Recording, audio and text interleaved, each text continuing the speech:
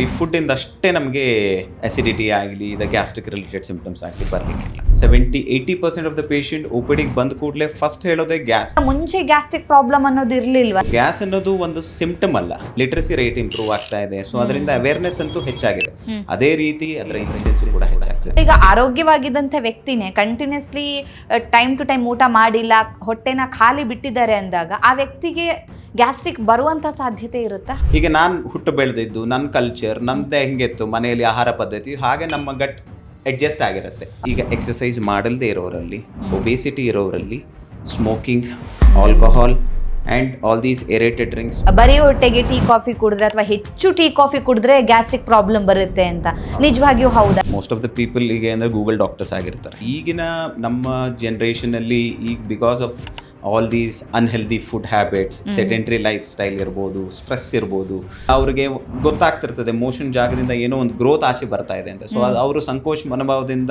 ಅದರಲ್ಲೂ typically in females, elderly, so ಅವರು ಹೇಳ್ಕೊಂಡಿರಲ್ಲ ಬಹಳ ವರ್ಷ. ಗ್ಯಾಸ್ಟ್ರಿಕ್ ಪ್ರಾಬ್ಲಮ್ ಅಂತ ಹೇಳಿದ್ರೆ ಬರೀ ಒಂದು ಗ್ಯಾಸ್ ಅಂತ ಹೇಳೋದಷ್ಟೇನಾ? ಸೊ ಇದನ್ನ ಮೆಡಿಕಲಿ ಹೇಗೆ ಡಿಫೈನ್ ಮಾಡ್ತೀರಾ ನೀವು ಅಂತ?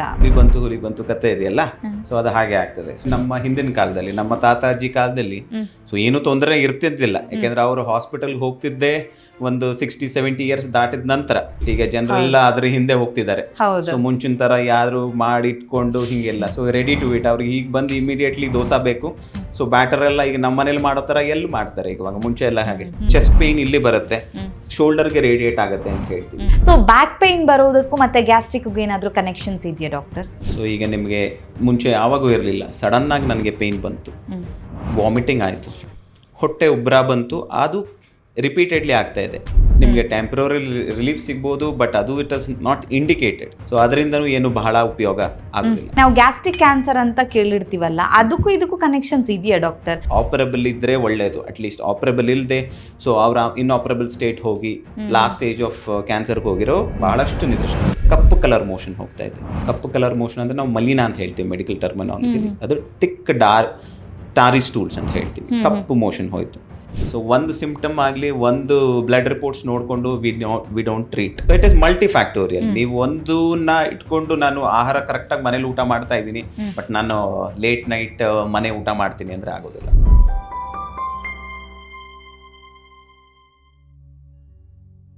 ವಿಜಯ ಕರ್ನಾಟಕ ವೀಕ್ಷಕರಿಗೆ ನಮಸ್ತೆ, ನಾನು ರಕ್ಷಾ ಕೋಟ್ಯಾನ್. ಇತ್ತೀಚಿನ ದಿನಗಳಲ್ಲಿ ಗ್ಯಾಸ್ಟ್ರಿಕ್ ಸಮಸ್ಯೆ ಅನ್ನುವಂಥದ್ದು ಎಲ್ಲ ವಯೋಮಾನದವರನ್ನು ಕೂಡ ಹೆಚ್ಚಾಗಿನೇ ಕಾಡ್ತಾ ಇದೆ ಅಂತ ಹೇಳ್ಬೋದು. ನಮಗೆ ಒಂದು ಸ್ವಲ್ಪ ತೇಗ್ ಬಂದರೆ ಅಥವಾ ಒಂಚೂರು ಹೊಟ್ಟೆ ಉಬ್ರ ಆಯಿತು ಅಂತ ಹೇಳಿದ್ರೆ, ಅಥವಾ ಒಂದು ಸ್ವಲ್ಪ ಎದೆ ನೋವು ಬಂತು ಅಂದಾಗ ಇದು ಗ್ಯಾಸ್ಟ್ರಿಕ್ ಆಗಿರ್ಬೋದು ಅಂತ ನಾವು ಕಾಮನ್ ಆಗಿ ಅಂದ್ಕೋತೀವಿ. ಹಾಗಿದ್ರೆ ನಿಜವಾಗಿಯೂ ಗ್ಯಾಸ್ಟ್ರಿಕ್ ಪ್ರಾಬ್ಲಮ್ ಅಂತ ಹೇಳಿದ್ರೆ ಏನು? ನಮ್ಮ ಹೊಟ್ಟೆ ಒಳಗಡೆ ಅಥವಾ ನಮ್ಮ ಗಟ್ಟಲ್ಲಿ ಏನು ಚೇಂಜಸ್ ಆಗಿರುತ್ತೆ? ಇದನ್ನು ಪ್ರಿವೆಂಟ್ ಮಾಡೋದಕ್ಕೆ ಅಥವಾ ತಡೆಗಟ್ಟೋದಕ್ಕೆ ಸಾಧ್ಯ ಆಗುತ್ತಾ? ನಮ್ಮ ಲೈಫ್ ಸ್ಟೈಲ್ ಇದಕ್ಕೆ ಮುಖ್ಯ ಕಾರಣ ಆಗಿರಬಹುದಾ? ಈ ಎಲ್ಲ ವಿಚಾರದ ಬಗ್ಗೆ ಹೆಚ್ಚಿನ ಮಾಹಿತಿಯನ್ನು ತಿಳಿಸ್ಕೊಡೋದಕ್ಕೆ ಇವತ್ತು ನಮ್ಮ ಜೊತೆ ಇದ್ದಾರೆ doctor Raghavendra D, consultant medical gastroenterology, Apollo hospitals, Seshadripuram, Bangalore. Doctor, ಕಾರ್ಯಕ್ರಮಕ್ಕೆ ಸ್ವಾಗತ. Thank you for all the viewers.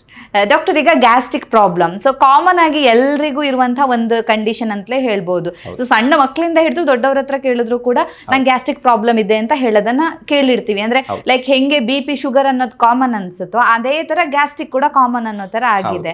ಆದ್ರೆ ಮೆಡಿಕಲ್ ಪರ್ಸ್ಪೆಕ್ಟಿವ್ ಅಲ್ಲಿ ನೋಡಿದಾಗ ಗ್ಯಾಸ್ಟ್ರಿಕ್ ಪ್ರಾಬ್ಲಮ್ ಅಂತ ಹೇಳಿದ್ರೆ ಬರೀ ಒಂದು ಗ್ಯಾಸ್ ಅಂತ ಹೇಳೋದಷ್ಟೇನಾ?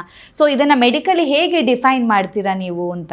ಗುಡ್, ಇದು ಬಹಳ ಇಂಪಾರ್ಟೆಂಟ್ ಕ್ವೆಶ್ಚನ್. ನಾವು ನೋಡೋ OPDಯಲ್ಲಿ most of the patient, at least ನಾವು 70-80% ಆಫ್ ದ ಪೇಷಂಟ್ OPDಗೆ ಬಂದ ಕೂಡಲೇ ಫಸ್ಟ್ ಹೇಳೋದೇ ಗ್ಯಾಸ್ ಅಂತ. ಸೊ ಗ್ಯಾಸ್ ಅನ್ನೋದು ಒಂದು ಸಿಂಪ್ಟಮ್ ಅಲ್ಲ. ಸೊ ಈಗ ಗ್ಯಾಸ್ಟ್ರಿಕ್ ಪ್ರಾಬ್ಲಮ್ ಅಂತ ಪರ್ಟೇನಿಂಗ್ ಹೇಳಬೇಕು ಸಿಂಪ್ಟಮ್ಸ್ ಅಂದರೆ ನಿಮಗೆ ಒಂದು ಎದೆ ಉರಿ ಆಗಬಹುದು, ಹುಳಿತೇಗ್ ಅಂತ ಹೇಳ್ತೀವಿ, ಅಂದರೆ ಆಸಿಡ್ ರಿಫ್ಲೆಕ್ಸ್ ಇಂದ ಆಗೋ ಸಿಂಪ್ಟಮ್ಸ್ ಅದು. ಇನ್ನೊಂದು ಹೊಟ್ಟೆ ಉಬ್ರ, ಅದು ಬ್ಲೋಟಿಂಗ್ ಅಂತ ಹೇಳ್ತೀವಿ, ಇಲ್ಲ ಹೊಟ್ಟೆ ನೋವು ಬರುವುದು, ಇಲ್ಲ ಕಾನ್ಸ್ಟಿಪೇಷನ್, ಇಲ್ಲ ಮೋಷನ್ ಹೋಗ್ಲಿಕ್ಕೆ ತೊಂದರೆ ಇದ್ದು ಬ್ಲೀಡಿಂಗ್ ಆಗೋದು. ಸೊ ಇದೆಲ್ಲ ಗ್ಯಾಸ್ಟ್ರಿಕ್ ರಿಲೇಟೆಡ್ ಪ್ರಾಬ್ಲಮ್ಸ್ ಆಗ್ತದೆ. ಓಕೆ, ಸೊ ಈ ಎಲ್ಲ ಸಿಂಪ್ಟಮ್ಸ್ ಇತ್ತು ಅಂತ ಹೇಳಿದಾಗ ಗ್ಯಾಸ್ಟ್ರಿಕ್ ಪ್ರಾಬ್ಲಮ್ ಅಂತ ಹೇಳ್ಬಹುದಾ? ಬಟ್ ಆಕ್ಚುಲಿ ನಮ್ಮ ಬಾಡಿ ಒಳಗಡೆ ಏನಾಗಿರುತ್ತೆ ಅಂದ್ರೆ, ಕಾಮನ್ ಆಗಿ ನಾವು ಅಂದ್ಕೋತೀವಿ ಗ್ಯಾಸ್ ಅಂದ್ರೆ ನಮ್ಮ ದೇಹದ ಒಳಗಡೆ ಏನೋ ಒಂದು ಗ್ಯಾಸ್ ತುಂಬಿಕೊಂಡಿದೆ ಅಂತ. ಸೊ ನೀವು ಹೇಗೆ ಡಿಫೈನ್ ಮಾಡ್ತೀರಾ? ಬಾಡಿಯಲ್ಲಿ ಏನ್ ಚೇಂಜಸ್ ಆಗಿರುತ್ತೆ ಅಂದ್ರೆ, ಗಟ್ಟಲ್ಲಿ ಏನಾದ್ರೂ ಚೇಂಜಸ್ ಆಗಿರುತ್ತಾ ಹೇಗೆ? ಹೌದು. ಈಗಿನ ನಮ್ಮ ಜನರೇಷನ್ ಅಲ್ಲಿ ಈಗ because of all these unhealthy food habits, sedentary life style ಇರ್ಬೋದು, ಸ್ಟ್ರೆಸ್ ಇರ್ಬೋದು, ಮತ್ತು ವ್ಯಸನಗಳು ಅಂದರೆ ಅಭ್ಯಾಸಗಳು, ಸ್ಮೋಕಿಂಗ್ ಆಗಲಿ, ಆಲ್ಕೋಹಾಲ್ ಇಂದ ಆಗಲಿ. ಸೊ ಈ ಗ್ಯಾಸ್ಟ್ರಿಕ್ ರಿಲೇಟೆಡ್ ಪ್ರಾಬ್ಲಮ್ಸ್ ತುಂಬ ಹೆಚ್ಚಾಗ್ತದೆ. ಸೊ ಅದು ನಿಮಗೆ ಒಂದು ಅಸಿಡಿಟಿ ಮತ್ತು ನಾನು ಹೇಳಿದಾಗೆ ರಿಫ್ಲಕ್ಸ್ ಆಗಿ they could present like that. ಇಲ್ಲ ಅಂದರೆ ಒಂದು ಹೊಟ್ಟೆ ಉಬ್ಬರ ಆಗ್ಬೋದು, ಇಲ್ಲ ಅಂದ್ರೆ ಹೊಟ್ಟೆ ನೋವು ಬರೋದು, ಇದು ಎಲ್ಲ ಗ್ಯಾಸ್ಟ್ರಿಕ್ ರಿಲೇಟೆಡ್ ಪ್ರಾಬ್ಲಮ್ಸ್ ಆಗಿ. ಓಕೆ. ಸೊ ಈ ಕಂಡೀಷನ್ ಹೆಚ್ಚಾಗ್ತಿರೋದ್ರಿಂದಾಗಿ ಒಂದು ಡೌಟ್ ಬರುತ್ತೆ, ಹಾಗಿದ್ರೆ ಮುಂಚೆ ಗ್ಯಾಸ್ಟ್ರಿಕ್ ಪ್ರಾಬ್ಲಮ್ ಅನ್ನೋದು ಇರ್ಲಿಲ್ವಾ? ಅಂದ್ರೆ ಸ್ವಲ್ಪ ಹಿಂದಿನ ವರ್ಷಕ್ಕೆ ಹೋದಾಗ ಇರ್ಲಿಲ್ವಾ, ಅಥವಾ ಈಗ ಜನರಿಗೆ ಅವೇರ್ನೆಸ್ ಜಾಸ್ತಿ ಆಗಿದೆ, ಅಥವಾ ಆಕ್ಚುಲಿ ಗ್ಯಾಸ್ಟ್ರಿಕ್ ಪ್ರಾಬ್ಲಮ್ ಇನ್ಕ್ರೀಸ್ ಆಗ್ತಾ ಇದೆಯಾ ಅಂತ? ಇದು ಎರಡೂ ಕೂಡ ಆಗಿದೆ. ಒಂದು ಈಗ ಏನಾಗ್ತದೆ, ನಮ್ಮ ಹಿಂದಿನ ಕಾಲದಲ್ಲಿ, ನಮ್ಮ ತಾತ ಅಜ್ಜಿ ಕಾಲದಲ್ಲಿ ಸೊ ಏನು ತೊಂದರೆ ಇರ್ತಿದ್ದಿಲ್ಲ, ಯಾಕೆಂದ್ರೆ ಅವರು ಹಾಸ್ಪಿಟಲ್ಗೆ ಹೋಗ್ತಿದ್ದೇ ಒಂದು 60-70 ಇಯರ್ಸ್ ದಾಟಿದ ನಂತರ. ಸೊ ಅದಕ್ಕಿಂತ ಮುಂಚೆ ಅವ್ರು ಕೇಳಿದ್ರೆ ಯಾವಾಗ ನಾವು ಹಾಸ್ಪಿಟಲ್ ಕಡೆ ತಿರುಗು ನೋಡಿಲ್ಲ ಅಂತ ಹೇಳ್ತಿದ್ರು, ಬಿಕಾಸ್ ಅವರು ಅದನ್ನ ಇಗ್ನೋರ್ ಮಾಡ್ತಾ ಇದ್ರು. ಈಗ ನಮ್ಮಲ್ಲಿ ಅವೇರ್ನೆಸ್ ಜಾಸ್ತಿ ಆಗಿದೆ, that is good, because of all the social media ಇರಬಹುದು, ಮತ್ತೆ ಲಿಟ್ರಸಿ ರೇಟ್ ಇಂಪ್ರೂವ್ ಆಗ್ತಾ ಇದೆ. ಸೊ ಅದರಿಂದ ಅವೇರ್ನೆಸ್ ಅಂತೂ ಹೆಚ್ಚಾಗಿದೆ. ಅದೇ ರೀತಿ ಅದರ ಇನ್ಸಿಡೆನ್ಸ್ ಕೂಡ ಹೆಚ್ಚಾಗ್ತಿದೆ. ಇನ್ಸಿಡೆನ್ಸ್ ಅದರಲ್ಲೂ ನಮ್ಮ ಯಂಗ್ ಜನರೇಷನ್ ನಾನು ಹೇಳ್ತೀನಿ, like because of those sedentary life style ಆಗ್ಬೋದು, unhygienic foods, road side eating ಆಗ್ಬೋದು, ಲೇಟ್ ನೈಟ್ ಡಿನ್ನರ್ಸ್ ಆಗ್ಬೋದು, smoking, alcohol, stress, emotional stress ಇರ್ಬೋದು, ಇಲ್ಲ ಅಂದರೆ ಸ್ಲೀಪ್ ಡಿಪ್ರಿವೇಷನ್ ಅಂದರೆ ನಿದ್ದೆ ಸರಿಯಾಗದಿರ್ಬೋದು. ಇದೆಲ್ಲದರಿಂದ ನೀವು ಹೇಳಿದ ಹಾಗೆ ಡೆಫಿನೆಟ್ಲಿ ಇನ್ಸಿಡೆನ್ಸು ಕೂಡ ಜಾಸ್ತಿ ಆಗಿದೆ, ಹಾಗೆ ಅವೇರ್ನೆಸ್ ಕೂಡ ಇದೆ ನಮ್ಮಲ್ಲಿ ಜನರಲ್ಲಿ. ಓಕೆ. ಸೊ ಹಾಗಾಗಿ ಯಂಗ್ ಏಜ್ ಅಲ್ಲಿ, ಈಗ ಒಂದು 20 ವರ್ಷ, 30 ವರ್ಷ ಅಥವಾ 40 ವರ್ಷದ ಒಳಗಡೆನೆ ಈ ಗ್ಯಾಸ್ಟ್ರಿಕ್ ಪ್ರಾಬ್ಲಮ್ ಹೆಚ್ಚಾಗ್ತಾ ಇದೆ ಅಂದ್ರೆ ಲೈಫ್ ಸ್ಟೈಲ್ ಮುಖ್ಯವಾಗಿರುವಂತಹ ಕಾರಣ. ಡೆಫಿನೆಟ್ಲಿ ಈಗ ಅದು ಯಂಗ್ ಏಜ್ ಅಲ್ಲಿ without any symptom, I mean without any cause ಅವರಿಗೆ ಬರ್ತಾ ಇದೆ ಅಂತ ಅಂದ್ರೆ this is definitely because of the life style, ಅವರ ಸೆಡೆಂಟ್ರಿ ಲೈಫ್ ಸ್ಟೈಲ್ ಆಗಿರ್ಬೋದು, ಆಹಾರ ಪದ್ಧತಿಯಿಂದ ಆಗಿರ್ಬೋದು, ಹಾಗೂ ಅವರ ಹ್ಯಾಬಿಟ್ಸ್, ವ್ಯಸನಗಳಿಂದ, ಇದರಿಂದನೇ ಆಗ್ತಿರೋದು. ಓಕೆ. ಸೊ ಈಗ ಪರ್ಟಿಕ್ಯುಲರ್ ಆಗಿ ಇಂಥದ್ದೇ ವಿಚಾರವನ್ನ ಮೆನ್ಷನ್ ಮಾಡ್ಬೋದಾ? ಲೈಕ್ ಈಗ ನೀವು ಫುಡ್ ಅಂತ ಹೇಳಿದ್ರೆ ಫುಡ್ ಇಂದ ಬರುತ್ತೆ ಅಂತ, ಅವಾಗ ಈಗ ನಾವು ಜನರಲೈಸ್ ಮಾಡ್ಬಿಡ್ತೀವಿ, ಇವಾಗಿನ ಕಾಲದಲ್ಲಿರುವಂತ ಫುಡ್ ಅಂದ್ರೆ ಮಾಡರ್ನ್ ಲೈಫ್ ಸ್ಟೈಲ್ ಫುಡ್ ಅಂತ. ಆದ್ರೆ ಪರ್ಟಿಕ್ಯುಲರ್ ಆಗಿ ನೋಡಿದಾಗ ಇಂಥದ್ದೇ ಆಹಾರ ಜಾಸ್ತಿ ತಿಂದ್ರೆ, ಯಾಕಂದ್ರೆ ಈಗ ಫಾರ್ ಎಕ್ಸಾಂಪಲ್ ಹೇಳ್ಬೇಕು ಅಂದ್ರೆ ಕೆಲವರು ಹೇಳ್ತಾರೆ ಬರೀ ಹೊಟ್ಟೆಗೆ ಟೀ ಕಾಫಿ ಕುಡಿದ್ರೆ ಅಥವಾ ಹೆಚ್ಚು ಟೀ ಕಾಫಿ ಕುಡಿದ್ರೆ ಗ್ಯಾಸ್ಟ್ರಿಕ್ ಪ್ರಾಬ್ಲಮ್ ಬರುತ್ತೆ ಅಂತ. ನಿಜವಾಗಿಯೂ ಹೌದಾ? ಲೈಕ್ ಈ ತರ ಏನಾದ್ರು ಮೆನ್ಷನ್ ಮಾಡಬಹುದು ಪರ್ಟಿಕ್ಯುಲರ್ ಫುಡ್ ಅನ್ನ? ಡೆಫಿನೆಟ್ಲಿ. ಈಗ ಪರ್ಟಿಕ್ಯುಲರ್ ಫುಡ್ ಅಂತ ಹೇಳಲಿಕ್ಕೆ ಹೋದ್ರೆ, ಈಗ ನೀವು ಒಂದು aerated drinks, so aerated drinks ಇಂದ ಅಸಿಡಿಟಿ ಅವ್ರ ಗ್ಯಾಸ್ಟ್ರಿಕ್ ಪ್ರಮಾಣ ಜಾಸ್ತಿ ಆಗ್ತದೆ. ಹಾಗೆ ಟೀ, ಕಾಫಿ, ಕೆಫೀನ್, ಸೊ ಇದರಿಂದನೂ ಜಾಸ್ತಿ ಆಗ್ತದೆ. ಮತ್ತೆ ನಾನು ಹೇಳಿದಾಗೆ ಆಲ್ ದೀಸ್ ಸ್ಮೋಕಿಂಗ್ ಆಗಲಿ, ಆಲ್ಕೋಹಾಲ್ ಆಗಲಿ, ಇದು ಎಲ್ಲದರಿಂದನೂ gastric problems, gastric related problems ಜಾಸ್ತಿ ಹೆಚ್ಚಾಗ್ತಾ ಹೋಗ್ತದೆ. ಓಕೆ. ಸೊ ಈಗ ಎಕ್ಸಸೈಸ್ ಹಾಗೇನೆ ಗ್ಯಾಸ್ಟ್ರಿಕ್ ಪ್ರಾಬ್ಲಮ್ ಅಥವಾ ಗ್ಯಾಸ್ಟ್ರೈಟಿಸ್ ಏನಾದ್ರೂ ಕನೆಕ್ಷನ್ಸ್ ಇದೆಯಾ ಹೇಗೆ ಅಂತ? ಅಂದ್ರೆ ತಿಂದ ತಕ್ಷಣ ಕೂತ್ಕೊಂಡ್ಬಿಡೋದು, ಅಂದ್ರೆ ಈಗ ಲಂಚ್ ಮಾಡಿದ್ವಿ ಅಂತ ಹೇಳಿದ್ರೆ ತಿಂದ ತಕ್ಷಣ ಬಂದು ಕೂತು ಕೆಲಸ ಮಾಡೋದು, ರಾತ್ರಿ ಲೇಟ್ ನೈಟ್ ಡಿನ್ನರ್ ಮಾಡೋದು, ಹೋಗಿ ಮಲ್ಗೋದು, ಸೊ ಹೇಗೆ ಇದು ಇಂಪ್ಯಾಕ್ಟ್ ಆಗುತ್ತೆ ಅಂತ? ಹೌದು, ಹೀಗೆ ಹೇಳ್ತೀನಿ ನೋಡಿ. ಏನಾಗ್ತದೆ, ನಮ್ಮ ದೇಹದಲ್ಲಿ ಈಸೋಫೇಗಸ್ ಅಂದ್ರೆ ಅನ್ನನಾಳ ಅಂತ ಹೇಳ್ತೀವಿ, ಅನ್ನನಾಳದಲ್ಲಿ 2 ಸ್ಪಿಂಕ್ಟರ್ ಇರುತ್ತೆ, which will act like A valve. ಅಂದ್ರೆ ನಾವು ಊಟ ಮಾಡಿದ ಮೇಲೆ ಸೊ ಅದು ಬೇಸಿಕಲಿ ಅದು ಓಪನ್ ಆಗ್ತದೆ. ಸೊ ಆಹಾರ ಕೆಳಗಡೆ ಹೋಗಿ ಸ್ಟಮಕ್ ಅಲ್ಲಿ ಪಚನ ಕ್ರಿಯೆ ಅಂದ್ರೆ ಡೈಜೆಷನ್ ಪ್ರೊಸೆಸ್ ಆಗೋದು. ಸೊ ಸ್ಟಮಕ್ ಅಲ್ಲಿ ಆಸಿಡ್ ಇರುತ್ತೆ. ಸೊ ಆಸಿಡ್ ಪ್ರಮಾಣ ಯಾಕಿರುತ್ತೆ, ನಮ್ಮ ಫುಡ್ ಡೈಜೆಷನ್ ಆಗೋಕ್ಕೆ ವಿ ರಿಕ್ವೈರ್ ಆಸಿಡ್. ಸೊ ನಾನು ಹೇಳ್ದಂಗೆ ಈಗ ಎಕ್ಸಸೈಸ್ ಮಾಡಲ್ದೇ ಇರೋರಲ್ಲಿ, ಒಬೇಸಿಟಿ ಇರೋರಲ್ಲಿ, smoking, alcohol and all these aerated drinks ಮತ್ತು ಲೇಟ್ ನೈಟ್ ಫುಡ್, ಈಗ ನಮ್ಮ ಯಂಗ್ ಜನರೇಷನಲ್ಲಿ that is one thing which they have to come out of it. Late night dinner, early morning 4 AM biryani, 12 ಗಂಟೆ 1 ಗಂಟೆಗೆ ಹೋಗಿ ನೀವು ಊಟ ಮಾಡೋದು, late night parties. So all these things ಇದೇನಾಗ್ತದೆ, ಸೊ ಇದರಿಂದ ನಮ್ಮ ಒಂದು ನಾ ಹೇಳಿದೆನಲ್ಲ ಸ್ಪಿಂಕ್ಟರ್ ಅದು ಲೂಸ್ ಆಗ್ತದೆ. ಸೊ ಲೂಸ್ ಆದಾಗ ಏನಾಗುತ್ತೆ, ಅಲಾಂಗ್ ವಿತ್ ದಿ ಆಸಿಡ್ ನೀವೇನು ತಿಂದಿರ್ತಿಲ್ಲ ಅದೆಲ್ಲ ರಿಫ್ಲೆಕ್ಸ್ ಆಗ್ತದೆ. ಸೊ ರಿಫ್ಲೆಕ್ಸ್ ಆದಾಗ ನಿಮಗೆ ಈ ಇಂಡೈಜೆಷನ್ ಆಗೋದು, ಎದೆ ಉರಿ ಬರೋದು, ಹುಳಿತೇಗ್ ಬರೋದು, ಹೊಟ್ಟೆ ಉಬ್ಬರ ಅನ್ನೋದು ಊಟ ಮಾಡಿದ ಕೂಡಲೇ. ಸೊ ಇದೆಲ್ಲ ಸಿಂಪ್ಟಮ್ಸ್ ಅದರ ಮುಖಾಂತರ. ಓಕೆ. ಸೊ ಹಾಗಿದ್ರೆ ನಮ್ಮ ಹ್ಯಾಬಿಟ್ಸ್ ತುಂಬಾನೇ ಮುಖ್ಯ ಪಾತ್ರವನ್ನ ವಹಿಸುತ್ತೆ ಅಂತಾನೆ ಹೇಳ್ಬೋದು.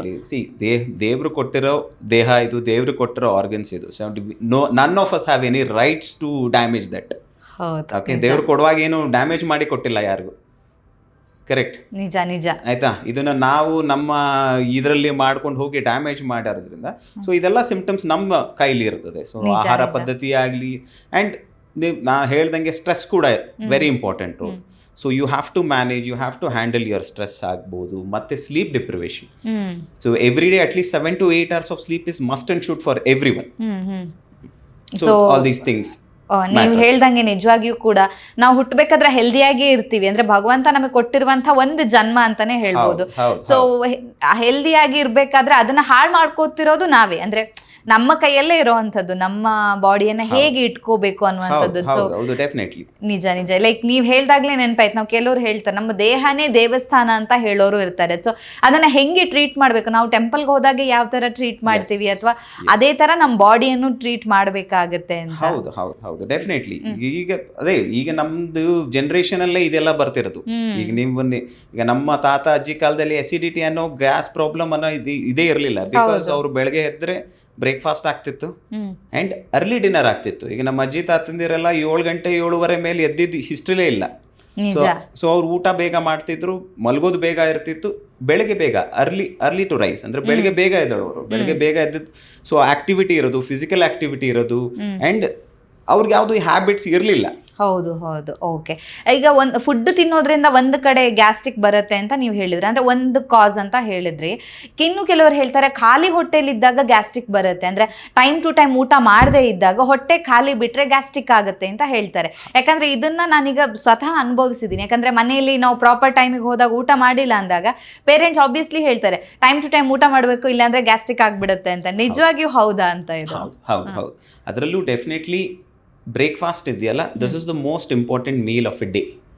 ಸೊ ಬ್ರೇಕ್ಫಾಸ್ಟ್ ಅಂದ್ರೆ ಅರ್ಥ ಏನು ಹೇಳಿ? So we have to break the fast. So ನಾವೇನಂದ್ರೆ 12 ಗಂಟೆಗಿಂತ ಹೆಚ್ಚಿನ ಕಾಲ ಫಾಸ್ಟ್ ಮಾಡಿರ್ತೀವಿ. ಈಗ ಫಾರ್ ಎಕ್ಸಾಂಪಲ್ 8 ಗಂಟೆ 8:30 ಊಟ ಮಾಡಿದ್ರೆ ಬೆಳಿಗ್ಗೆ 8:30 9 ತನಕ ಫಾಸ್ಟಿಂಗ್ ಇರ್ತೀವಿ. ಸೊ ಅದನ್ನ ಬ್ರೇಕ್ ಮಾಡ್ಲಿಕ್ಕೋಸ್ಕರ ಅದನ್ನ ಬ್ರೇಕ್ಫಾಸ್ಟ್ ಅಂತ ಹೇಳೋದು. So we have to have our breakfast in the morning. So ಅದು ಬಹಳ ಇಂಪಾರ್ಟೆಂಟ್. ಯಾಕೆಂದ್ರೆ ಈಗ ನಿಮ್ಮ ಕ್ವೆಶನ್ ಪರ್ಟಿಕ್ಯುಲರ್ಲಿ ಹೇಳ್ಬೇಕಂದ್ರೆ ನಾನು ಮುಂಚೆನೆ ಹೇಳ್ದಾಗೆ ಸ್ಟಮಕಲ್ಲಿ ಆಸಿಡ್ ಪ್ರಮಾಣ ಇರುತ್ತೆ. ಅಂದ್ರೆ ಆಸಿಡ್ ಅದು ಬೇಸಿಕಲಿ ಎದಕ್ಕಿರುತ್ತೆ? To digest. ಈಗ ನಾವು ಕಾರ್ಬೋಹೈಡ್ರೇಟ್ಸ್, ಫ್ಯಾಟ್, ಪ್ರೋಟೀನ್ ಏನೇ ಆಹಾರ ತೊಗೊಂಡ್ರು ಅದು ಡೈಜೆಷನ್ ಆಗಬೇಕು. ಸೊ ಡೈಜೆಷನ್ ಆಗೋದು ಹೇಗೆ? ಸ್ಟಮಕಲ್ಲಿ ಆಸಿಡ್ ಇರ್ತದೆ, ಹೈಡ್ರೋಕ್ಲೋರಿಕ್ ಆಸಿಡ್ ಇರುತ್ತೆ. ಸೊ ಅದರಿಂದ ಡೈಜೆಷನ್ ಪ್ರಾಸೆಸ್ ಆಗ್ತದೆ. ಸೊ ನಾವು ಖಾಲಿ ಹೊಟ್ಟೆಯಲ್ಲಿ ಬಹಳ ಹೊತ್ತು ಇದ್ದಾಗ ಸೊ ಅದರಿಂದ ನಾನು ಹೇಳಿದ ಅಷ್ಟು ಸಿಂಪ್ಟಮ್ಸ್ಗಳು ಆಗೋ ಚಾನ್ಸಸ್ ಇರ್ತದೆ. ಓಕೆ, ಅಂದ್ರೆ ವರ್ಸನ್ ಆಗುತ್ತಾ ಕಂಡೀಷನ್ ಅಂತ? ಈಗ ಇದಕ್ಕಿಂತ ಮುಂಚೆ ಓಕೆ ಹೇಳೋದಾದ್ರೆ ಇದಕ್ಕಿಂತ ಮುಂಚೆ ಗ್ಯಾಸ್ಟ್ರಿಕ್ ಇರ್ಲಿಲ್ಲ ಒಂದು ಪರ್ಸನಿಗೆ, ಕಂಟಿನ್ಯೂಸ್ಲಿ ಒಂದು 2-3 ದಿನ ಅಥವಾ 1 ವಾರದಿಂದ ಅವರು ಪ್ರಾಪರ್ ಟೈಮಿಗೆ ಊಟ ಮಾಡ್ತಾ ಇಲ್ಲ. ಅಂದ್ರೆ ಯಾವುದೋ ಒಂದು ಕಾರಣ, ಬಿಸಿ ಶೆಡ್ಯೂಲ್ ಆಗಿರ್ಬೋದು, ಏನೋ ಒಂದು ಪರ್ಸನಲ್ ರೀಸನ್ಗೆ.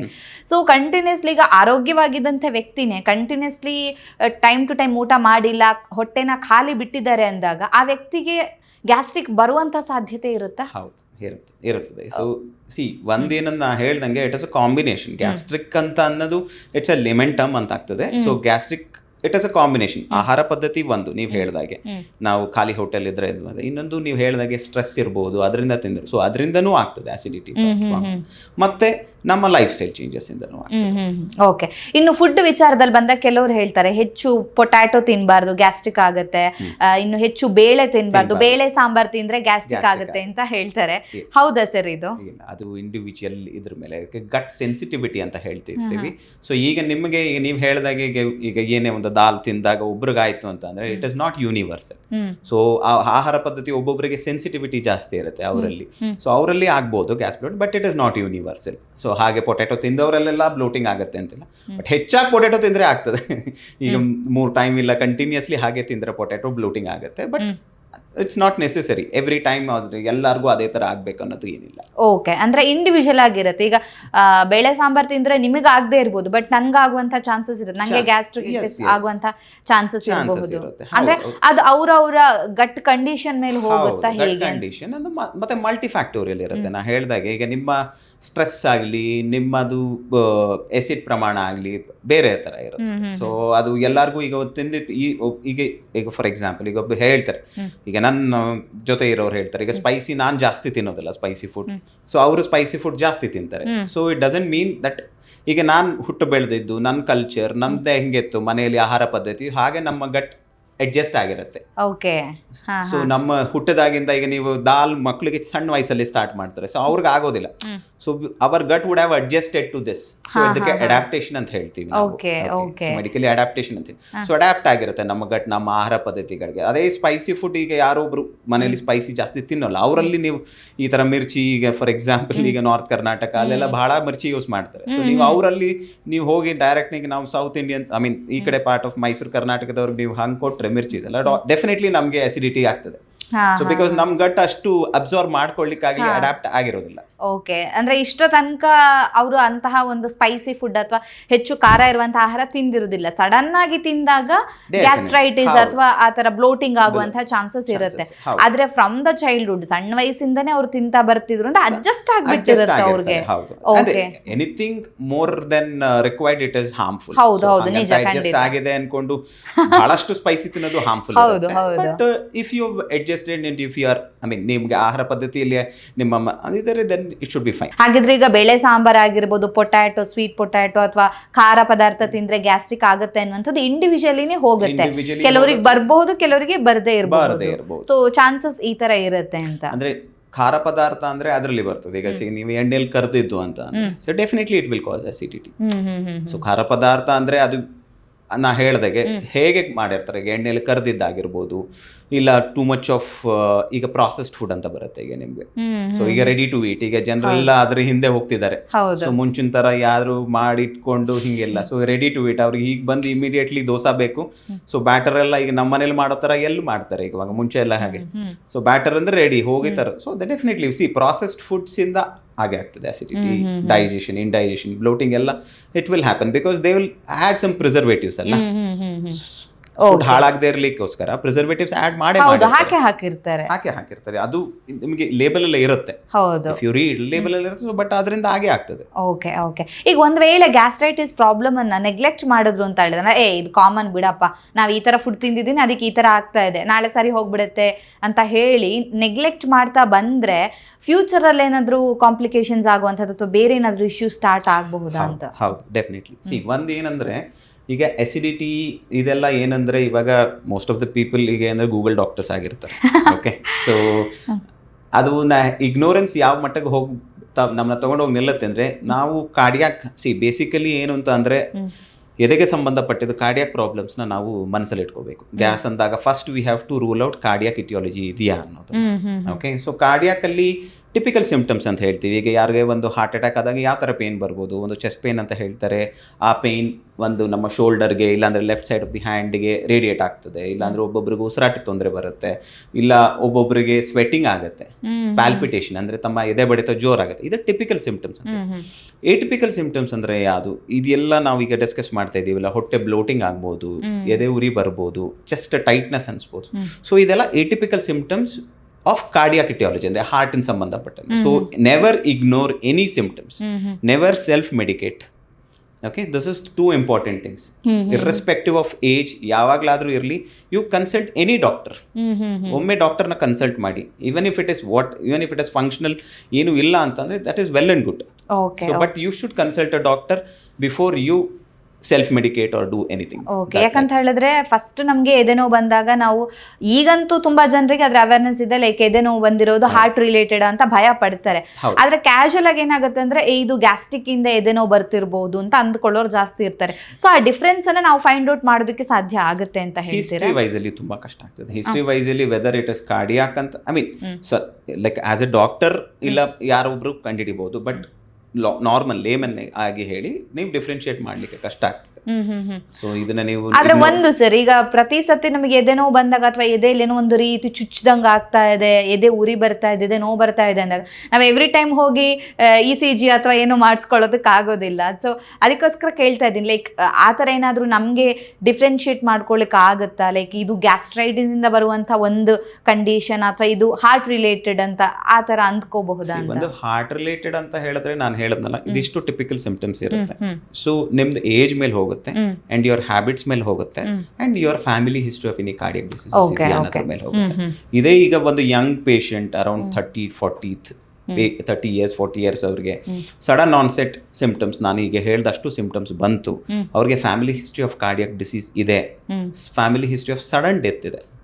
ಓಕೆ, ಸೊ ಇದ್ರ definitely they have to I mean it has to be addressed. ಅವರು ಹೋಗಿ ಡಾಕ್ಟರ್ ನೋಡಬೇಕಾಗ್ತದೆ, ಎವ್ಯಾಲ್ಯೂಯೇಟ್ ಮಾಡಬೇಕಾಗ್ತದೆ. Even if it is negative, well and good.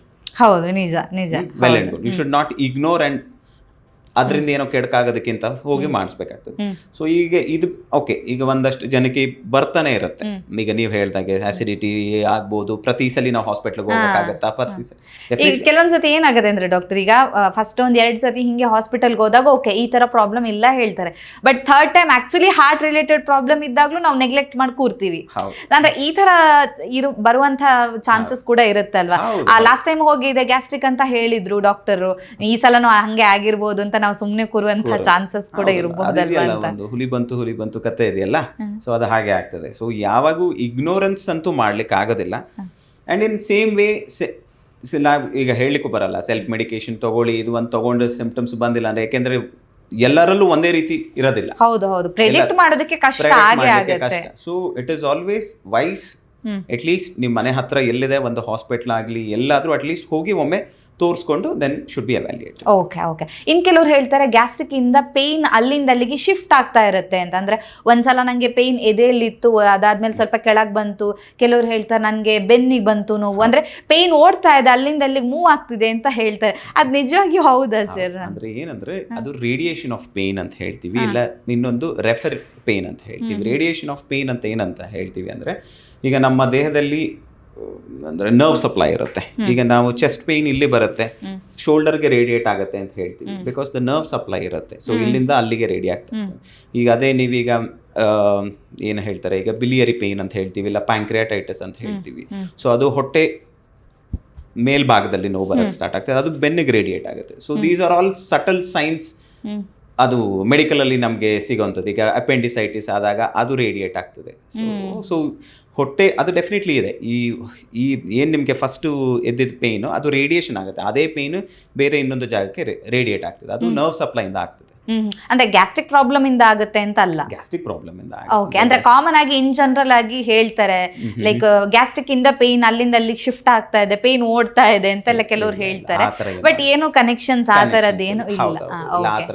Okay. ಯಾಕಂತ ಹೇಳಿದ್ರೆ ನಾವ್ ಈ ವಿಚಾರದ ಬಗ್ಗೆ ಮಾತಾಡ್ಬೇಕಾದ್ರೆ ಅದ್ರ ರಿಲೇಟೆಡ್ ಆಗಿರುವಂತ ಮಿತ್ಸ್ ಬಗ್ಗೆನೂ ಹೇಳ್ಬೇಕಾಗತ್ತೆ. ಅಂದ್ರೆ ಏನಿದೆ ಅನ್ನೋದನ್ನ ನೀವು ಹೇಳ್ಬೇಕಾಗತ್ತೆ. ಇಲ್ಲಾಂದ್ರೆ ಸೋಷಿಯಲ್ ಮೀಡಿಯಾದಲ್ಲಿ ಎಲ್ಲರೂ ಒಂದು ವಿಚಾರದ ಬಗ್ಗೆ ಮಾತಾಡ್ತಾರೆ. ಸೊ ಗ್ಯಾಸ್ಟ್ರಿಕ್ ಅಂದ ತಕ್ಷಣ ಇದೇನು ಹೊಸ್ತಲ್ಲ, ತುಂಬಾ ಹಲವಾರು ಸಾವಿರಾರು ವಿಡಿಯೋಗಳು ಬಂದಿರಬಹುದು. ಆದ್ರೆ ನಾವ್ ಯಾಕೆ ಇದ್ರ ಬಗ್ಗೆ ಮಾತಾಡ್ತಿದೀವಿ ಅಂದ್ರೆ ನಾವು ಅಥೆಂಟಿಕ್ ಇನ್ಫಾರ್ಮೇಶನ್ ಅನ್ನ ಜನರಿಗೆ ಕೊಡ್ಬೇಕಾಗುತ್ತೆ. ಸೊ ಆ ಒಂದು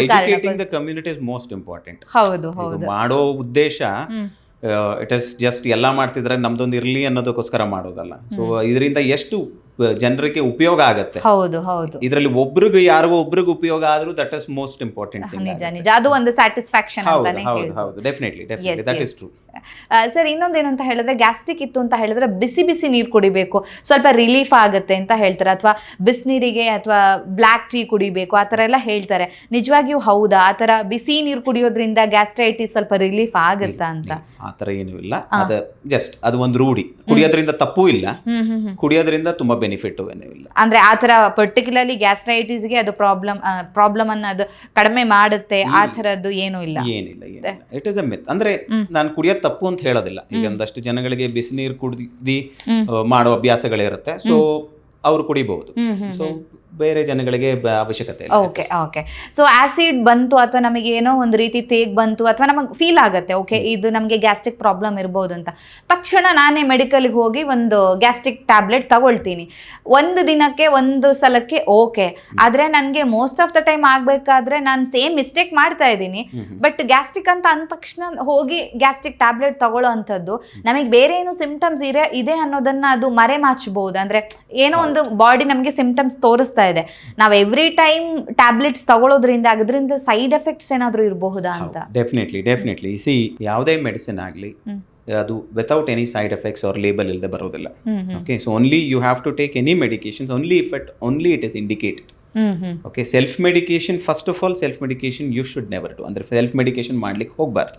ಈಗ ಆಂಟಾಸಿಡ್ ಮಾತ್ರ ನೀವು ಹೇಳಿದಾಗೆ, ಸೊ ಈಗ ಯಾರೋ ಒಮ್ಮೆ ಡಾಕ್ಟರ್ ಬರೆದು ಕೊಟ್ಟಿರ್ತಾರೆ, ಸೊ ಅದೇ ಪ್ರಿಸ್ಕ್ರಿಪ್ಷನ್ ಹೋಗಿ ಇವರು ರಿಪೀಟೆಡ್ಲಿ ತಗೊಳ್ತಿರ್ತಾರೆ ಅನ್ಕೊಳ್ಳಿ. ಅದರಿಂದ ಆಗೋ ದುಷ್ಪರಿಣಾಮ ಏನು ಅಂದರೆ ನಿಮಗೆ ಲಾಂಗ್ ಟರ್ಮ್ ಆಂಟಾಸಿಡ್ ಟ್ಯಾಬ್ಲೆಟ್ ತಗೊಳ್ಳೋದ್ರಿಂದ ನ್ಯೂಟ್ರಿಯೆಂಟ್ ಡೆಫಿಷಿಯನ್ಸಿ ಆಗ್ತದೆ. ಸೊ ನಿಮ್ಮಲ್ಲಿ ಐರನ್ ಡೆಫಿಷಿಯನ್ಸಿ ಆಗ್ಬೋದು, B12 ಡೆಫಿಷಿಯನ್ಸಿ ಆಗ್ಬೋದು, ಇಲ್ಲ ಹೆಚ್ಚಿನದಲ್ಲಿ ಭಾಳ ವರ್ಷಾನುಗಟ್ಲೆ ತಗೊಳ್ಳಂದ್ರೆ ಕಿಡ್ನಿ ತೊಂದರೆ ಆಗ್ಬೋದು, ಸ್ಟೋನ್ಸ್ ಆಗ್ಬೋದು, ಇದೆಲ್ಲ ಆಗೋ ಸಾಧ್ಯತೆಗಳಿರುತ್ತೆ. ಓಕೆ. ಸೊ ಹಾಗೆ ಲೆಕ್ಕಕ್ಕಿಂತ ಹೆಚ್ಚಾಗಿ ಗ್ಯಾಸ್ಟ್ರಿಕ್ ಟ್ಯಾಬ್ಲೆಟ್ ಅನ್ನ ತಗೊಳ್ಳೋ ಅಂಥದ್ದು ಕೂಡ ಅಷ್ಟೇ ತಪ್ಪು. Without any indication or a proper prescription you should never. Okay. ಇನ್ನು ಕೆಲವರು ಮೆಡಿಕಲ್ ಅಲ್ಲಿ ಸಿಗುವಂತ ಕೆಲವೊಂದಿಷ್ಟು ಪೌಡರ್ ಅನ್ನ ಹಾಕ್ತಾರೆ. ಅಂದ್ರೆ ನಾವಿಲ್ಲಿ ಯಾವುದೇ ಪ್ರಾಡಕ್ಟ್ ಅನ್ನ ಮೆನ್ಷನ್ ಮಾಡೋ ಹಾಗಿಲ್ಲ, ಮಾಡ್ತಾನೋ ಇಲ್ಲ.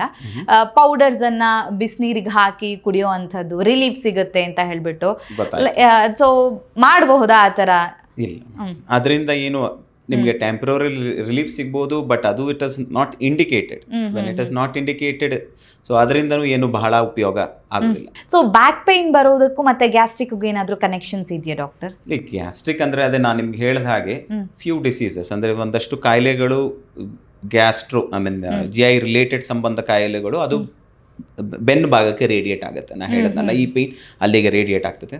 ಸೊ ಅದರಿಂದ ಆಗಬಹುದು, ಬ್ಯಾಕ್ ಪೇನ್ ಬರಬಹುದು gastric related. Otherwise nothing specifically. ಈಗ ಬರೀ ಬ್ಯಾಕ್ ಪೇನ್ ಬರ್ತಾ ಇದೆ, ನಮಗೆ ಅದೇನು ಸಂಬಂಧ ಇಲ್ಲ ಅಂದ್ರೆ we need to rule out. ಅಂದ್ರೆ ನಿಮಗೆ ಸ್ಪೈನ್ ರಿಲೇಟೆಡ್ ಏನಾದ್ರು ಇಶ್ಯೂಸ್ ಇದೆಯಾ, ಇಲ್ಲ ಅಂದ್ರೆ ಬೇರೆ ಸ್ಪಾಸಮ್ಸ್ ಏನಾರು ಇದೆಯಾ, ಅದನ್ನ ರೂಲ್ ಔಟ್ ಮಾಡ್ಬೇಕಾಗ್ತದೆ. ಡಾಕ್ಟರ್, ಈಗ OPD ಅಲ್ಲಿ ಜನರಲ್ ಆಗಿ ನೀವು ನೋಡಿರೋ ಹಾಗೆ, ಸೊ ಗ್ಯಾಸ್ಟ್ರಿಕ್ ಪೇಷಂಟ್ಗಳು ಬಂದಾಗ ಯಾವೆಲ್ಲ ಕಾಂಪ್ಲಿಕೇಟೆಡ್ ಕಂಡೀಷನ್ ಅಲ್ಲಿ ಬರ್ತಾರೆ, ಅಥವಾ ಆ ತರ ಬರೋರು ಇರ್ತಾರೆ, ಲಾಸ್ಟ್ ಮೂಮೆಂಟ್ಗೆ ಬಂದು ಏನಾದ್ರು ಕಾಂಪ್ಲಿಕೇಟ್ ಮಾಡ್ಕೊಂಡ್ ಬರೋರು, ಹೇಗೆ ನಿಮ್ಮ ಎಕ್ಸ್ಪೀರಿಯನ್ಸ್ ಅನ್ನ ಶೇರ್ ಮಾಡಬಹುದಾ ಅಂತ? ಒಂದೇನು ಅಂದ್ರೆ, ಸೊ ವೆನ್ಎವರ್ ಈಗ ಅಲಾರ್ಮ್ ಸಿಂಪ್ಟಮ್ಸ್ ಅಂತ ಹೇಳ್ತೀವಿ. ಸೊ ಯಾವಾಗ ನಾನು ಅಲಾರ್ಮ್ ಎಚ್ಚೆತ್ಕೋಬೇಕು, ಯಾವಾಗ ನಾನು ಎಚ್ಚೆತ್ಕೋಬೇಕು? ಒಂದು sudden onset of pain. So ಈಗ ನಿಮಗೆ ಮುಂಚೆ ಯಾವಾಗೂ ಇರಲಿಲ್ಲ, ಸಡನ್ ಆಗಿ ನನಗೆ ಪೇನ್ ಬಂತು, ವಾಮಿಟಿಂಗ್ ಆಯಿತು, ಹೊಟ್ಟೆ ಉಬ್ರ ಬಂತು, ಅದು ರಿಪೀಟೆಡ್ಲಿ ಆಗ್ತಾ ಇದೆ. ಯಾವಾಗೋ ಒಮ್ಮೆ ಯಾವ್ದಾದ್ರು ಆಹಾರ ತಗೊಂಡಾಗ ಹೊಟ್ಟೆ ಉಬ್ರ ಆಯಿತು, that is fine, okay. But ನಿಮಗೆ ಪರ್ಸಿಸ್ಟೆಂಟ್ಲಿ ಅದು ಹೊಟ್ಟೆ ಉಬ್ರ ಬರ್ತಾ ಇದೆ, ಮತ್ತೆ ನಿಮಗೆ ಕಾನ್ಸ್ಟಿಪೇಷನ್ ತೊಂದರೆ ಇದೆ, ನಿಮಗೆ ಬವಲ್ ಕ್ಲಿಯರ್ ಆಗ್ತಾ ಇಲ್ಲ, ಬವಲ್ ಅಲ್ಲಿ ಮೋಷನ್ ಅಲ್ಲಿ ನೀವು ಬ್ಲಡ್ ನೋಡ್ತಾ ಇದ್ದೀರಾ, ಇಲ್ಲಾಂದ್ರೆ ಕಪ್ಪು ಕಲರ್ ಮೋಷನ್ ಹೋಗ್ತಾ ಇದೆ. ಕಪ್ಪು ಕಲರ್ ಮೋಷನ್ ಅಂದ್ರೆ ನಾವು ಮಲಿನ ಅಂತ ಹೇಳ್ತೀವಿ ಮೆಡಿಕಲ್ ಟರ್ಮಿನಾಲಜಿ, ಅದು ಥಿಕ್ ಟಾರಿ ಸ್ಟೂಲ್ಸ್ ಅಂತ ಹೇಳ್ತೀವಿ. ಕಪ್ಪು ಮೋಷನ್ ಹೋಯ್ತು, ಹಶುವಾಗ್ತಾ ಇಲ್ಲ, ಆ್ಯಂಡ್ ವೇಟ್ ಲಾಸ್ ಆಗಿದೆ. ಸೊ ಇಷ್ಟು ಸಿಂಪ್ಟಮ್ಸ್ ನಾನು ಏನು ಹೇಳಿದೆ, these are all alarming symptoms, red flag signs ಅಂತ ಹೇಳ್ತೀವಿ. ಸೊ ಇಷ್ಟು ಸಿಂಪ್ಟಮ್ಸ್ ಅಲ್ಲಿ ನಿಮ್ಗೆ ಯಾವುದೇ ಒಂದಿದ್ರು it has to be addressed. Okay. So ಇದು ನೀವು ಕೇಳಿದ ಪ್ರಶ್ನೆಗೆ ಹೆಂಗಾಗ್ತದೆ ಅಂದ್ರೆ, ನಾವು ಬಹಳಷ್ಟು ಪೇಷಂಟ್ ನೋಡಿರ್ತೀವಿ. ಸೊ ಅದರಲ್ಲಿ ಎಲ್ಡರ್ಲಿ ಪೇಷಂಟ್ಸ್, ಅವ್ರಿಗೆ ಏನಾಗ್ತದೆ, ಇವಾಗ ಒಂದು ಈಗ ಮೋಷನ್ ಹೋಗುವಾಗ ಬ್ಲಡ್ ಹೋಗೋದಾಗ್ಲಿ, ಇಲ್ಲ ಮೋಷನ್ ಸರಿ ಹೋಗೋದಲ್ಲಾಗಲಿ, ಸೊ ಅವ್ರಿಗೆ ಒಂದು ಹೊರಗಡೆ ಬಂದು ಹೇಳ್ಕೊಳ್ಳಿಕ್ಕೆ ಅವ್ರಿಗೆ ಸಂಕೋಚದ ಮನೋಭಾವ ಇರುತ್ತೆ, ಇಲ್ಲ ಅವ್ರಿಗೆ ಗೊತ್ತಾಗ್ತಿರ್ತದೆ ಮೋಷನ್ ಜಾಗದಿಂದ ಏನೋ ಒಂದು ಗ್ರೋತ್ ಆಚೆ ಬರ್ತಾ ಇದೆ ಅಂತ. ಸೊ ಅವರು ಸಂಕೋಚ ಮನೋಭಾವದಿಂದ, ಅದರಲ್ಲೂ typically in females, elderly, so ಅವರು ಹೇಳ್ಕೊಂಡಿರಲ್ಲ ಬಹಳ ವರ್ಷ. ಸೊ ಇದರಿಂದ ಆಗಿ ಅದು ಒಂದು ಕ್ಯಾನ್ಸರ್ ಆಗಿ ಪರಿವರ್ತನೆಗೊಂಡು ಆಮೇಲೆ ಅವ್ರು ನಮ್ಮ ಹತ್ರ ಬಂದು ಆಪರೇಬಲ್ ಇದ್ರೆ ಒಳ್ಳೇದು. ಅಟ್ಲೀಸ್ಟ್ ಆಪರೇಬಲ್ ಇಲ್ಲದೆ, ಸೊ ಅವ್ರ ಇನ್ಆಪರೇಬಲ್ ಸ್ಟೇಟ್ ಹೋಗಿ ಲಾಸ್ಟ್ ಸ್ಟೇಜ್ ಆಫ್ ಕ್ಯಾನ್ಸರ್ ಹೋಗಿರೋ ಬಹಳಷ್ಟು ನಿದರ್ಶನಗಳಿವೆ. ಅದ್ರಾಗಿ ನಾವು ಗ್ಯಾಸ್ಟ್ರಿಕ್ ಕ್ಯಾನ್ಸರ್ ಅಂತ ಕೇಳಿರ್ತೀವಲ್ಲ, ಅದಕ್ಕೂ ಇದಕ್ಕೂ ಕನೆಕ್ಷನ್ಸ್ ಇದೆಯಾ ಡಾಕ್ಟರ್? ಅಂದ್ರೆ ಆ ಟರ್ಮ್ ಕೇಳಿದ ತಕ್ಷಣ ಸಡನ್ ಆಗಿ ಗ್ಯಾಸ್ಟ್ರಿಕ್ ಕ್ಯಾನ್ಸರ್ ಅಂದ ತಕ್ಷಣ ಇದು ಗ್ಯಾಸ್ಟ್ರಿಕ್ ಇಂದ ಬರುತ್ತಾ ಅನ್ನೊಂದು ಡೌಟ್ ಬರುತ್ತೆ. ಗ್ಯಾಸ್ಟ್ರಿಕ್ ಕ್ಯಾನ್ಸರ್ ಅಂತಂದ್ರೆ ಏನು ಅಂದ್ರೆ, ಗ್ಯಾಸ್ಟ್ರಿಕ್ ಕ್ಯಾನ್ಸರ್ ಅಂದ್ರೆ ಅದು ಗ್ಯಾಸ್ಟ್ರಿಕ್ ಕ್ಯಾನ್ಸರ್ ಅಂತ ಬರೋದಿಲ್ಲ. ಸ್ಟಮಕ್, ಈಗ ಗ್ಯಾಸ್ಟ್ರೋಇಂಟೆಸ್ಟೈನಲ್ ಸಿಸ್ಟಮ್ ಅಂದ್ರೆ ನಾವು ಮೇಲೆ ಇಲ್ಲಿ ಅನ್ನನಾಳದಿಂದ ಹಿಡಿದು ಹೊಟ್ಟೆ ಆಗಲಿ, ನಮ್ಮ ಸಣ್ಣ ಕರಳು, ದೊಡ್ಡ ಕರಳು, ಇಲ್ಲಿ ಇದಕ್ಕೆಲ್ಲ ಪೂರ್ತಿ ಗ್ಯಾಸ್ಟ್ರೋಇಂಟೆಸ್ಟೈನಲ್ ಸಿಸ್ಟಮ್ ಅಂತ ಹೇಳ್ತೀವಿ. ಸೊ ಗ್ಯಾಸ್ಟ್ರಿಕ್ ಕ್ಯಾನ್ಸರ್ ಅಂತ ಏನು ಇದಿಲ್ಲ. ಸೊ ಯಾವ ಪಾರ್ಟ್ ಇನ್ವಾಲ್ವ್ ಆಗಿರುತ್ತೆ ಅದಕ್ಕೆ ಸಂಬಂಧಪಟ್ಟ ಹಾಗೆ. ಓಕೆ. ಇನ್ ಕೆಲವ್ರು ಹೇಳ್ತಾರೆ, ನಾನು ಹೋಮ್ ಮೇಡ್ ಫುಡ್ಡೇ ತಿಂತಾ ಇದ್ದೀನಿ, ಮನೆ ಊಟನೇ ತಿಂತಾ ಇದ್ದೀನಿ, ಬಟ್ ಸ್ಟಿಲ್ ಯಾಕೆ ನಂಗೆ ಗ್ಯಾಸ್ಟ್ರಿಕ್ ಬಂತು ಅಂತ ಒಂದು ಡೌಟ್ ಬರುತ್ತೆ. ಸೊ ಅಲ್ಲಿ ಏನ್ ತಪ್ಪು ಮಾಡ್ತಾ ಇದ್ದಾರೆ ಅಂದ್ರೆ, ಮನೇಲಿ ಊಟ ಪ್ರಿಪೇರ್ ಮಾಡ್ಬೇಕಾದ್ರೆ ಏನಾದ್ರು ಮಿಸ್ಟೇಕ್ಸ್ ಆಗಿರಬಹುದಾ, ಹೇಗೆ ಅಂತ?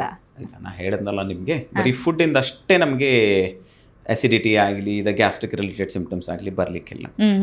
So your work stress, your mental wellbeing, emotional stress, ನಿಮ್ಮ ಸ್ಲೀಪ್ ಡಿಪ್ರಿವೇಷನ್, ಹ್ಯಾಬಿಟ್ಸ್, ಸೊ ಇದೆಲ್ಲಾನು ಕಾರಣ ಆಗ್ತದೆ. So it is multifactorial. ನೀವು ಒಂದನ್ನ ಇಟ್ಕೊಂಡು ನಾನು ಆಹಾರ ಕರೆಕ್ಟಾಗಿ ಮನೇಲಿ ಊಟ ಮಾಡ್ತಾ ಇದ್ದೀನಿ, ಬಟ್ ನಾನು ಲೇಟ್ ನೈಟ್ ಮನೆ ಊಟ ಮಾಡ್ತೀನಿ ಅಂದ್ರೆ ಆಗೋದಿಲ್ಲ. ಅದು ಮ್ಯಾಟರ್ ಆಗುತ್ತೆ. ಹೌದು, ನಾನು 11 ಗಂಟೆ 12 ಗಂಟೆ ಮನೆ ಊಟನೇ ಮಾಡ್ತೀನಿ, ಹೊರಗಡೆ ಹೋಗ್ತೀನಿ ಅದಿಲ್ಲ ಅಂದ್ರೆ ಆಗೋದಿಲ್ಲ. So it's basically it is multifactor. ನೀವೆಲ್ಲಾನು ಕನ್ಸಿಡರ್ ಮಾಡಿ ತಗೋಬೇಕು. ಓಕೆ. ಹಾಗಿದ್ರೆ ನಮಗೆ ಸ್ಟ್ರೆಸ್ ಜಾಸ್ತಿ ಇತ್ತು ಅಂತ ಹೇಳಿದ್ರು ಕೂಡ ಗ್ಯಾಸ್ಟ್ರಿಕ್ ಪ್ರಾಬ್ಲಮ್ ಬರೋ ಚಾನ್ಸಸ್ ಇರುತ್ತೆ. ಅಂದ್ರೆ ಅದು ಗಟ್ ಅಂಡ್ ಬ್ರೈನ್ ಕನೆಕ್ಷನ್ಸ್ ಆ ತರ ಹೋಗುತ್ತೆ, ಹೇಗೆ ಅಂತ? There is something called as gut brain interaction ಅಂತ ಹೇಳ್ತೀವಿ. ಸೊ ನಮ್ಮ ದೇಹದಲ್ಲಿ ಸ್ಟ್ರೆಸ್ ಆಯ್ತು, ಸ್ಟ್ರೆಸ್ ಆದಾಗ ಫಸ್ಟ್ ಏನಾಗುತ್ತೆ, ಸ್ಟ್ರೆಸ್ ಹಾರ್ಮೋನ್ಸ್ ರಿಲೀಸ್ ಆಗುತ್ತೆ. ಸೊ ಸ್ಟ್ರೆಸ್ ಹಾರ್ಮೋನ್ಸ್ ರಿಲೀಸ್ ಆಗಿದ್ದಾಗ ನಮ್ಮ ದೇಹದಲ್ಲಿ ಆಸಿಡಿಟಿನೂ ಜಾಸ್ತಿ ಆಗ್ತದೆ. ಸೊ ಅದು ವೈಸ್ ವರ್ಸ ಉಲ್ಟಾನೂ ಇದೆ. ಸೊ ನಮ್ಮ ದೇಹದಲ್ಲಿ ಆಸಿಡಿಟಿ ಪ್ರಮಾಣ ಜಾಸ್ತಿ ಆದಾಗ ಹಾರ್ಮೋನ್ಸ್ ಹೋಗಿ ನಮಗೆ ಆ ಎಮೋಷನಲಿ ಪೇಯ್ನ್ ಬರೋದು ಇದೆಲ್ಲ ಅದರಿಂದನೂ ಜಾಸ್ತಿ ಆಗ್ತದೆ. ಸೊ ಓಕೆ, 1-to-1 ಕನೆಕ್ಷನ್ ಇದೆ ಅಂತ. ಗಟ್ ಬ್ರೈನ್ ಇಂಟ್ರಾಕ್ಷನ್ಸ್ ಇದೆ. ಓಕೆ, ರೆಡ್ ಫ್ಲಾಗ್ ಸೈನ್ಸ್ ಅಲ್ಲಿ ನೀವು ಮಾತಾಡ್ತಾ ಹೇಳಿದ್ರಿ ಸರ್, ಎಮೋಷನ್ಸ್ ಹೋಗ್ಬೇಕಾದ್ರೆ ಒಂದು ರೀತಿ ನಮಗೆ ಡಾರ್ಕ್ ಆಗಿ ಹೋಗ್ಬಾರ್ದು, ಬ್ಲ್ಯಾಕ್ ಆಗಿ ಹೋಗ್ಬಾರ್ದು ಅಂತ. ಯಾಕೆ ಅಂತ ಒಂದು ಡೌಟ್ ಬಂತು. ಸೊ ಯಾವ ಕಾರಣಕ್ಕೋಸ್ಕರ? ಏನಕ್ಕೆ ಅಂದ್ರೆ ಈಗ ನಾನು ಹೇಳಿದಾಗೆ ನಮ್ಮ ದೇಹದಲ್ಲಿ ಏನು ಇಸೋಫೇಗಸ್ ಆಗಲಿ, ಅನ್ನನಾಳ, ಸ್ಟಮಕ್ ಆಗಲಿ, ಸ್ಮಾಲ್ ಬವಲ್ ಅಂದ್ರೆ ಸಣ್ಣ ಕರಡು ಅಂತ ಹೇಳ್ತೀವಿ, ಇದು ಎಲ್ಲೇ ಅಂದ್ರೆ ಅಪ್ಪರ್ GI ಅಂದರೆ ಮೇಲಿನ ಭಾಗದಲ್ಲಿ ಎಲ್ಲೇ ನಿಮಗೆ ಬ್ಲೀಡಿಂಗ್ ಆಯಿತು, ಅಲ್ಲಿ ಎಲ್ಲೇ ರಕ್ತಸ್ರಾವ ಆಗಿದೆ ಅಂತ ಅಂದರೆ ಅದು ನಮ್ಮ ಮೋಷನಲ್ಲಿ ಬರುವಾಗ ಅದು ಕಪ್ಪಾಗಿ ಬರುತ್ತೆ. ಮೋಷನ್ನ ಅದು ಕಪ್ಪಾಗಿ ಪೂರ್ತಿ ಟ್ರಾನ್ಸ್ಫರ್ಮ್ ಆಗುತ್ತೆ. So that is indicative that you are losing. ನೀವೆಲ್ಲೋ ಒಂದು ನಿಮ್ಮ ಇಂಟೆಸ್ಟೈನ್ ಅಂದ್ರೆ ಎಲ್ಲೋ ಯಾವುದೋ ಭಾಗದಲ್ಲಿ ನಿಮಗೆ ಬ್ಲೀಡಿಂಗ್ ಆಗ್ತಿದೆ. ಸೊ ಅದು ನಿಮಗೆ ರಕ್ತಸ್ರಾವ ಆಗಿ ಮುಂದಕ್ಕೆ ತುಂಬಾ ದೊಡ್ಡ ಕಾರಣ ಆಗ್ತದೆ. ಓಕೆ, ಅಂದ್ರೆ ಒನ್ ಟೈಮ್ ಬ್ಲಾಕ್ ಮೋಷನ್ ಹೋಯ್ತು ಅಂತ ಹೇಳಿದ್ರು ವರಿ ಮಾಡ್ಬೇಕು. ಅಂದ್ರೆ ಸಮ್ಟೈಮ್ಸ್ ನಮ್ ಫುಡ್ ಕಾರಣ ಆಗ್ಬೋದಲ್ಲ, ಅಂದ್ರೆ ಬ್ಯಾಕ್ ಟು ಬ್ಯಾಕ್ ಆತರ ಆಗ್ತಾ ಇದೆ ಅಂದಾಗ ವರಿ ಮಾಡ್ಬೇಕಾ ಅಂತ? ಹೌದು, ಒನ್ ಟೈಮ್ ಒಂದೇನಂದ್ರೆ ಈಗ ನೀವು ಐರನ್ ಟ್ಯಾಬ್ಲೆಟ್ ತಗೊಳ್ಳೋ ಜನರಲ್ಲಿ ಬ್ಲಾಕ್ ಮೋಷನ್ ಹೋಗುತ್ತೆ.